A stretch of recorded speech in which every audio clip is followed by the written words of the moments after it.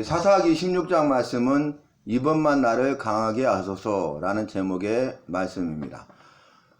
삼손이 소래 골짜기에 들릴라를 사랑하게 됩니다. 그로 인하여서 이방 여인인 들릴라를 사랑함으로 인하여서 결국 어떻게 됩니까? 그의 힘의 근원이 어디에서 나는가를 알려주게 되고, 나는 나실이니라, 내 머리에 삭도를 대지 아니하는데 내 머리를 밀면 내가 힘을 잃어버린다 라는 사실을 말하게 되고, 그로 말미암아서 블레셋 사람들에게 붙잡히게 되고, 그래서 결국 어떻게 됩니까? 옥에 가두고 맷돌을 돌리게 하니라 라고 말씀이 기록되어져 있습니다. 비참한 신세가 된 거죠. 지금 삼손의 힘의 근원이 어디에 있습니까? 나아시린이고, 나아시린으로서 여호와의 말씀대로 머리에 삭도를 대지 아니한 거죠. 머리에 힘의 근원이 있는 것입니다. 그런데 여호와의 신이 갑자기 임하사 힘을 주시고 능력을 주셨기 때문에 그가 이제 여호와가 함께 하심으로 그 힘과 능력을 가지고 블레셋 사람들을 쳐서 죽이고 이스라엘 백성들을 구원하는 사사로서 쓰임받게 된 것입니다. 사사 한 구원자로서 여호와의 큰일인 구원의 역사에 쓰임받게 된 것입니다. 여호와께서 삼손을 택하시고 삼손을 사사로 세우시고 삼손을 들어쓰시고 또 삼손은 그렇게 들어 쓰임을 받는 그런 사람이었습니다. 그런데 그가 이제 그 사실을 말하면 안 되는데 들릴라를 사랑함으로 그 꾀임에 빠져서 유혹에 빠져서 힘의 근원의 비밀을 말하게 되고, 그로 말미암아서 여호와께서 삼손을 떠나십니다. 여호와께서 삼손을 떠나니까 그는 힘을 잃어버리고 붙잡히게 되고 결박당하게 되고 옥에 가두게 되고, 그리고 비참한 신세가 되죠. 맷돌을 돌리는 일을 하게 됩니다. 그런데 두 눈을 빼버려요. 보지 못하도록, 다시는 힘을 쓰지 못하도록, 그곳에서 비참하게 살아가도록 한 것입니다. 그런데 블레셋 사람들이 이제 그 다곤 신전에 모여서 큰 제사를 지내면서 이제 삼손을 불러다가 제주를 부리게 하자. 그 다곤 신전에는 지금 말씀을 보니까 블레셋의 모든 방백들이 모여있고 지붕에만 남녀가 3,000명이었더라. 수없이 많은 사람들이 그곳에 모였죠. 그러니까 사사로서 쓰임받은 삼손이 비웃음거리, 조롱거리가 된 것이죠. 얼마나 안타깝습니까? 우리가 주님의 손에 붙들린 바에 대해서 쓰임받는 것 영광스러운 일이죠. 그런데 우리가 그 여호와의 말씀을 지키지 아니하면, 나신으로서 서약을 지키지 아니하면 이방 여인에게 빠져서 그 비밀을 말하게 되고 유혹에 빠져서 넘어지게 되면 이렇게 비참한 신세가 된다는 것을 보여주고 있는 것입니다. 여러분, 우리가 사사 시대의 사사들을 통해서 구원의 역사를 이루고 가시는 여호와의 말씀을 지금 살피고 있는데, 그 여선지자를 사사로 세우는데 그 사람이 누굽니까? 드보라입니다. 드보라가 바락을 군대장관으로 삼았는데 그는 여호와의 말씀에 대해서 믿고 순종하면 될 텐데 그렇지 아니함으로 인하여서 전쟁에 싸워 승리하는 데는 쓰임받지만은 그 영광과는 아무 상관이 없는, 영광을 누리지 못하는, 그리고 헤벨의 아내 야엘이 그 영광을 누리는 것을 이미 살폈습니다. 그래서 이제 그 삼손을 끌어오고 그들 앞에서 제주를 부리게 하니까 오늘 말씀에 삼손이 제주를 부려요. 더 비참하죠. 감옥에서 갇혀서 갇혀서 그곳에서 두 눈이 뽑힌 채 맷돌을 돌리는 것도 비참한데, 그 블레셋 모든 방백들과 커다란 많은 남녀들이 모인, 그리고 이방의 신전인 다곤 신전 앞에서 이런 비참한 일을 당하게 된 것입니다.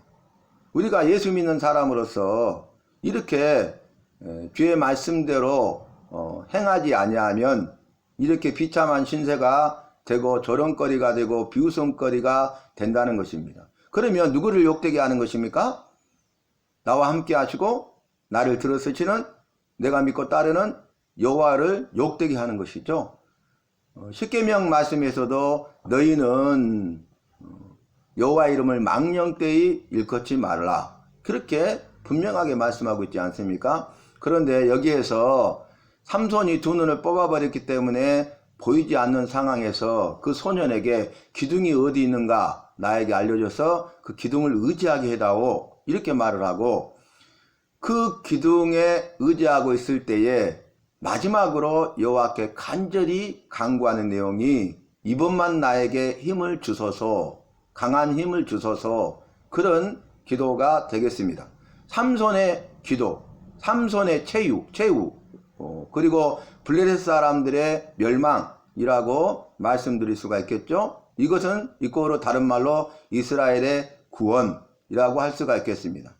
오늘 말씀에서도 삼손이 마지막으로 기도하고 또 삼손의 최후 가운데 블레셋 사람의 멸망과 이스라엘의 구원을 볼 때에 오늘 말씀에 어떻게 기록하고 있습니까? 한마디로 삼손이 죽을 때에 죽인 블레셋 사람이 살아있을 때 죽은 블레셋 사람보다 더 많았더라 라고 결론을 내고 있지 않습니까?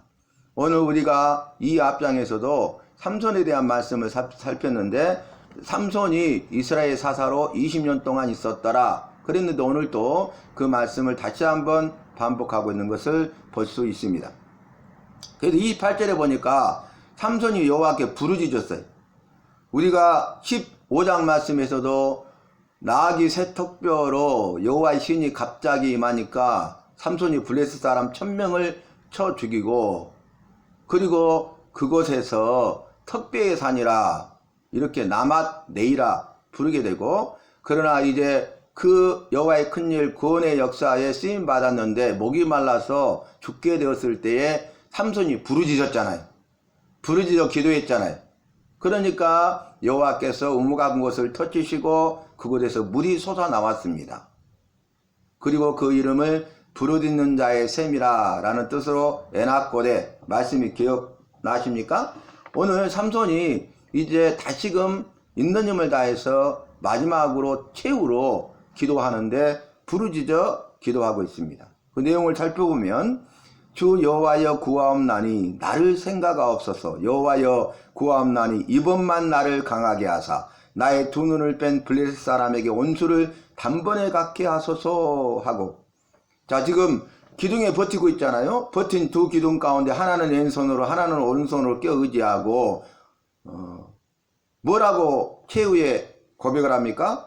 블레셋 사람과 함께 죽기를 원하노라 하고 힘을 다하여 몸을 굽힘에 곧 무너져 버렸다는 것. 그러니까 삼손도 그곳에서 죽게 된 것이죠. 삼손의 최후를 보게 되는 것입니다.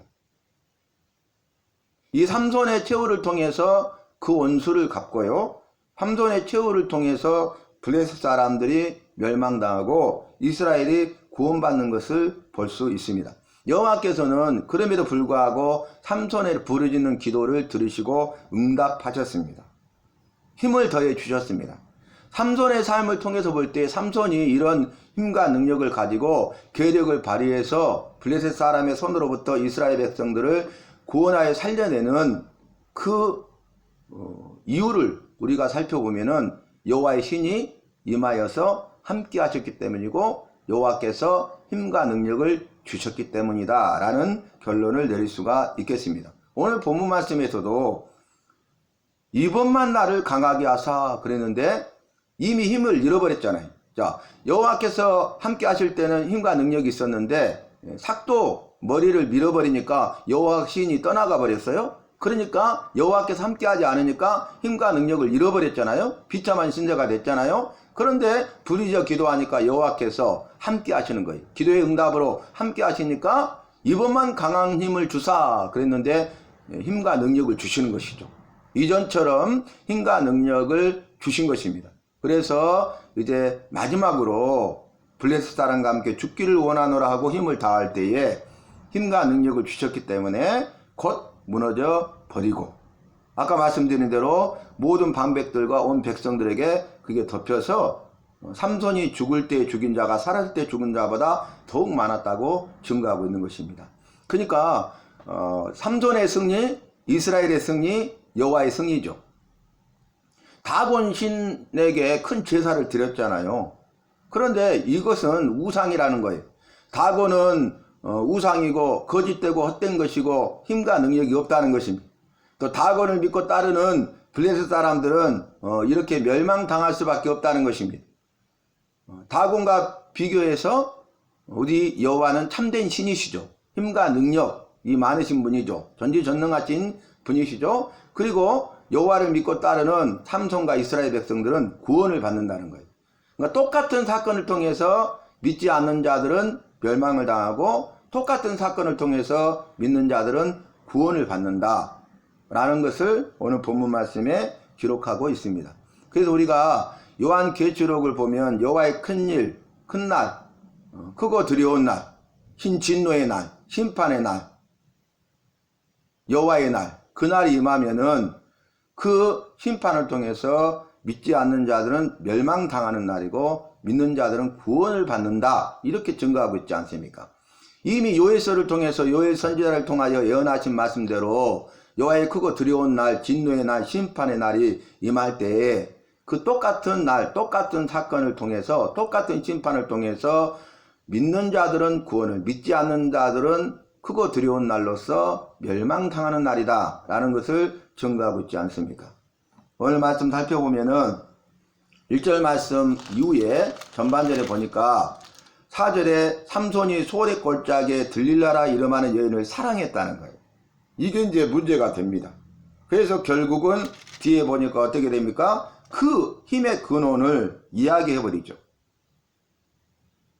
17절 삼손이 진심을 드러내어 그에게 이르되 내 머리 위에는 삭도를 대지 아니하였나니 이는 내가 모태에서부터 여호와의 나시리님이 되었습니다. 만일 내 머리가 밀리면 내 힘이 내게서 떠나고 나는 약해져 다른 사람과 같으리라 하니라. 그래서 결국 어떻게 됩니까? 이 삼손이 결박당하게 돼요. 21절 블레셋 사람들이 그를 붙잡아 그의 눈을 빼고 가사에 내려가 놋줄로 매고 옥에서 맷돌을 돌리게 하였더라. 머리털이 밀린 후에 다시 자라기 시작하니라. 이렇게 끝나죠.